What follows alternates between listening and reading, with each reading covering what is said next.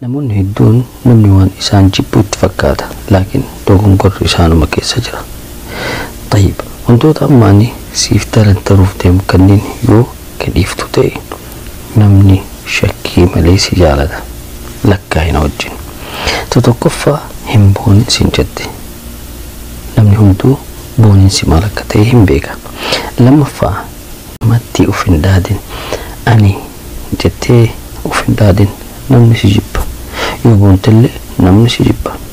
Tasadaffaa immoo illi keenyaan ta'in يعني أسوء أكنت إفان إفتي لك أجرتو لا كأن جري مالينتو وان كان عمتي كنا سلفان اللي كنيا هنتين أكسما الربنكي كقرتو كابو هنتين فرفان سيدا الربنكي كرا هنكباتي كريتشون يعني كان همت كان الربسيتا كان بارتا أكسنتين كل اللي أكنا من سجبو سيقولا كشنفة ولتنكبين بر ديري هم دي موقتك ديري قوسوما توكو تدفرديو دبرتين هم دي نوتوكو جالم بيت ديري هم دي نوكو توكو هم دي جتي ولتنكبين يرو أتي كولي كبتو تيلي sababa namni si jibbu keessa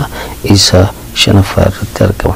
Inni jahaffaa immoo dogongora hojjette deebitee dogongoruma san dalaguudhaaf dhiifama hin gaafadhu jechaaf deebitee dogongora san hin dalagin. Yaani yoo dogongora ani balleessee jira dhiifama yoo nama jedhu hin ta'in namni si jibba. Yaani dogongora kee nama amanu yoo hin taane akka namni si jibbu taata jechuudha. torbaffaa irratti ammoo nama